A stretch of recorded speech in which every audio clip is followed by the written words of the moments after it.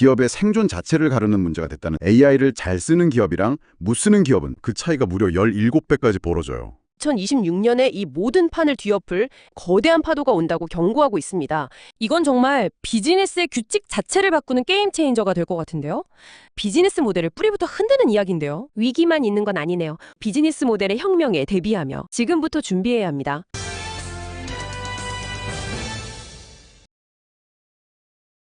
(2025년) 지금 어지간한 기업들은 다 AI를 쓴다고들 하죠. 그런데 정말 그럴까요?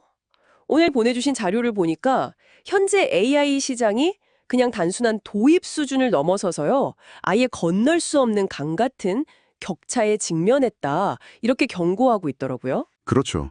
겉으로만 보면 다들 AI라는 차를 타고 가는 것 같은데요.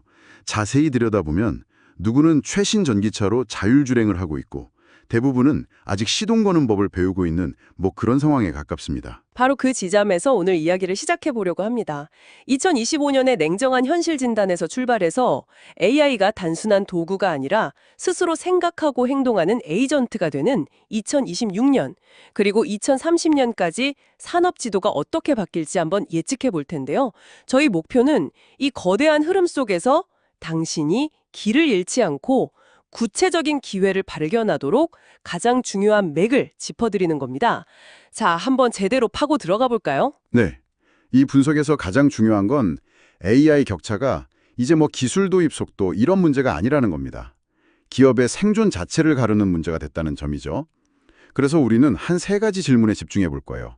첫째, 2025년 지금 AI를 잘 쓰는 기업이랑 못 쓰는 기업은 도대체 뭐가 다른가? 둘째, 2026년에 온다는 그 에이전트 AI는 어떻게 비즈니스판을 뒤엎는가?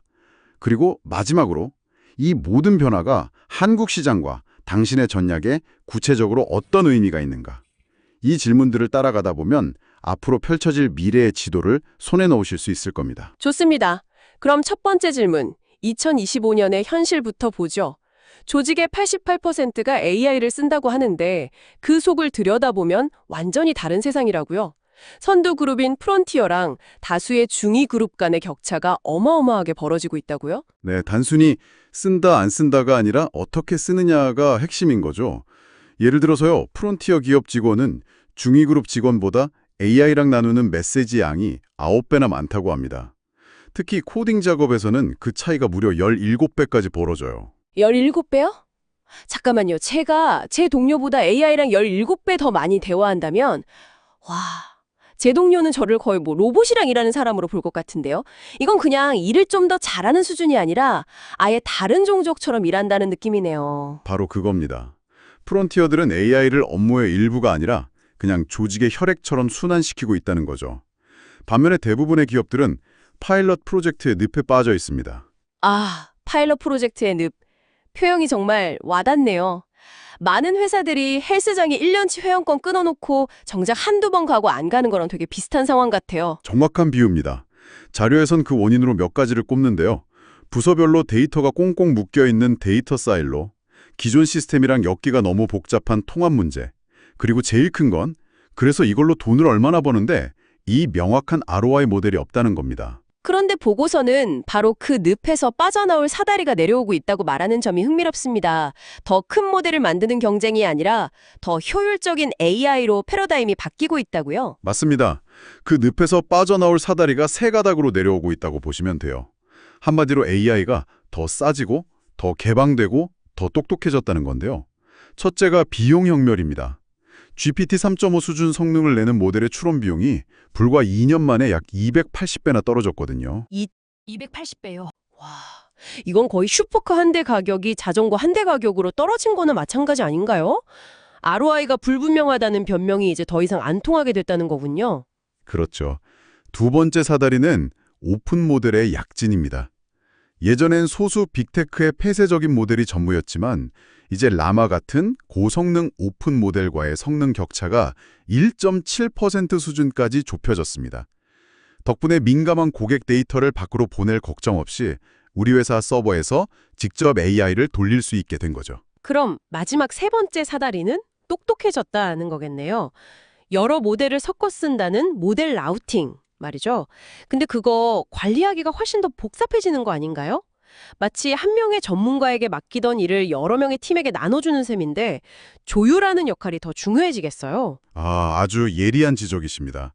실제로 기업들은 평균 2.8개의 모델을 섞어 쓰고 있는데요.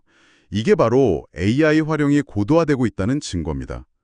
복잡한 전략 분석은 GPT-4 같은 대형 모델에게, 단순 이메일 초안 작성은 작고 빠른 모델에게 맡기는 거죠.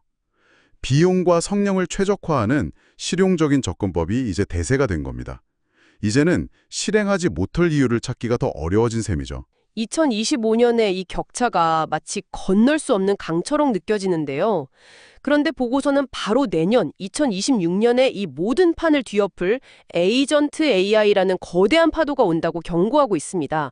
이건 대체 뭔가요? 지금까지의 AI가 우리가 질문하면 답을 주는 조수였다면, 에이전트 AI는 목표를 주면 알아서 계략하고 실행하는 대리인이라고 보시면 됩니다.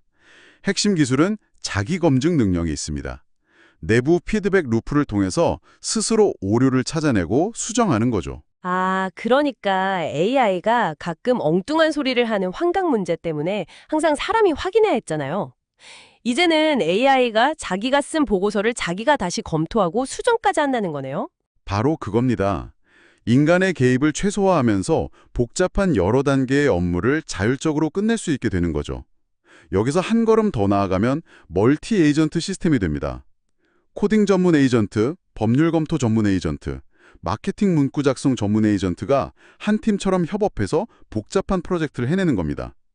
가트너는 2028년까지 고객 응대 프로세스의 80%가 이런 시스템으로 자동화될 거라고 봅니다. 이건 정말 비즈니스의 규칙 자체를 바꾸는 게임 체인저가 될 것 같은데요. 특히 소프트웨어 산업의 과금 모델을 뿌리부터 흔들 거라고요. 그렇습니다.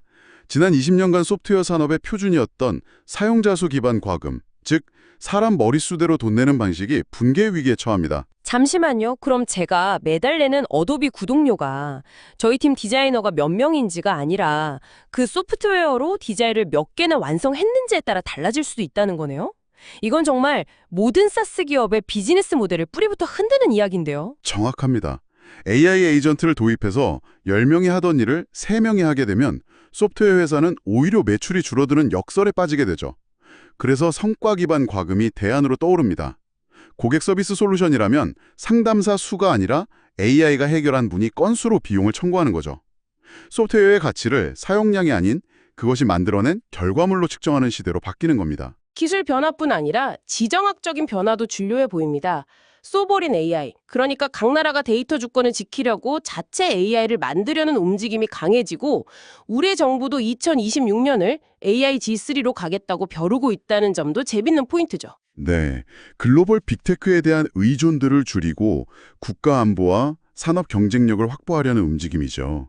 한국의 네이버나 다른 AI 기업들에게는 분명 큰 기회가 될 수 있습니다. 그리고 또 하나의 큰 축은 AI가 디지털 세상을 넘어 현실 세계로 나오는 피지컬 AI네요. 테슬라의 옵티머스 같은 휴머노이드 로봇이 드디어 공장에 투입되기 시작할 거라는 예측이죠. 맞습니다. 2026년부터는 실험실을 나와서 실제 산업 현장에서 위험한 작업을 대신하거나 인간과 협업하는 로봇들을 보게 될 겁니다.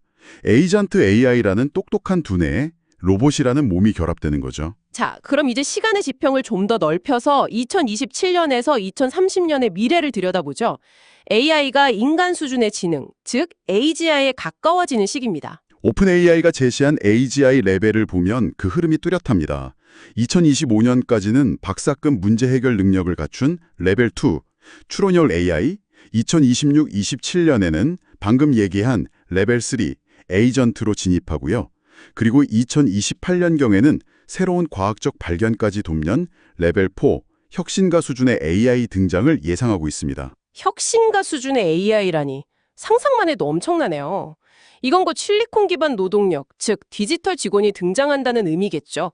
인간 직원과 AI 직원을 함께 관리하는 새로운 HR 시스템이 필요해진다는 얘기고요. 그렇습니다.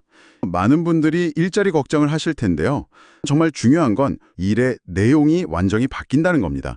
데이터 입력이나 단순 보고서 작성 같은 반복적인 화이트 칼라 업무는 거의 사라지고 그 자리를 AI가 채운다는 거군요. 네. 대신 AI를 도구로 활용해서 복잡한 전략을 짜고 창의적인 결정을 내리고 사람 사이의 이해관계를 조율하는 이런 인간 고유의 역량 가치가 폭발적으로 증가할 겁니다. 이제 AI 유창성, 즉 AI를 자유자재로 다루는 능력은 그냥 있으면 좋은 스펙이 아니라 생존 기술이 되는 거죠. 위기만 있는 건 아니네요. 오히려 AI가 과학 연구의 패러다임을 바꿔서 새로운 거대 산업, AI for Science가 열릴 거라고요? 맞습니다. 예를 들어 수년이 걸리던 신약 개발 주기를 몇 달로 단축시키거나 기후변화를 해결할 새로운 배터리 소재를 AI가 발견하는 일들이 현실이 될 겁니다. 인류의 난제를 풀면서 동시에 어마어마한 부가가치를 만드는 새로운 시장이 열리는 거죠. 좋습니다. 2030년까지의 거대한 흐름을 조망해 봤습니다. 이제 가장 중요한 질문이 남았네요. 그래서 우리는 무엇을 해야 하는가? 이 모든 변화를 당신의 비즈니스와 커리어에 적용할 구체적인 전략이 필요합니다. 자, 그럼 이 모든 걸 종합해서 당장 무엇을 해야 할지 3가지 레벨로 나눠서 짚어보겠습니다. 먼저 가장 높은 단계인 기업 전략입니다. 지금은 AI 기술과 인재를 확보하기 위한 골드러시 시대거든요. 유망한 AI 스타트업을 팀 전체와 함께 인수하는 어콰이어 하이어를 적극적으로 검토해야 합니다.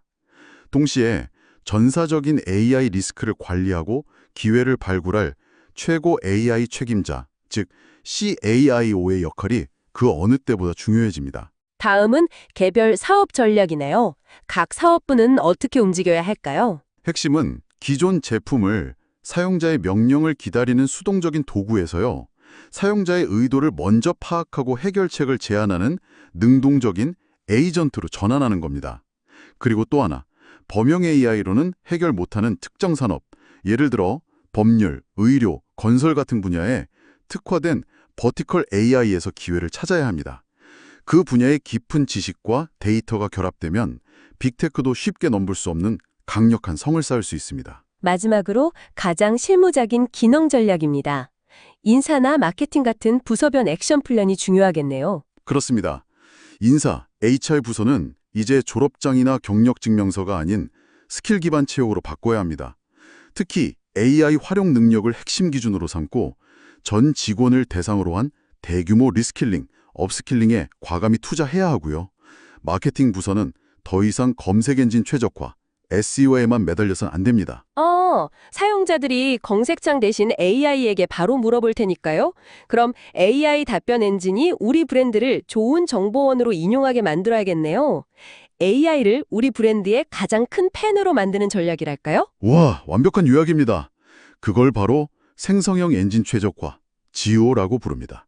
앞으로 마케터의 가장 중요한 역량이 될 겁니다. 이런 전략들은 이미 한국의 주요 기업들에게도 현실이죠. 보고서를 보니 각자 자기만의 방식으로 이 파도를 타려고 애쓰고 있더군요. 네, 네이버는 하이퍼클로바 X를 무기로 B2B 시장과 소버린 AI 수출을 노리고 있고요. 삼성전자는 갤럭시 폰에 탑재되는 온디바이스 AI와 에이전트 기술로 개인 비서 시장의 허브가 되려는 꿈을 꾸고 있습니다. SK텔레콤은 데이터 센터 같은 AI 인프라 사업을 강화하는 AI 피라미드 전략으로 기초 체력을 다지고 있고요. 각자의 강점을 살려서 다가올 시대를 준비하는 거죠. 각자의 생존 방식이 뚜렷하게 보이네요. 자, 오늘 정말 방대한 내용을 다뤘습니다. 마지막으로 정리를 해보죠.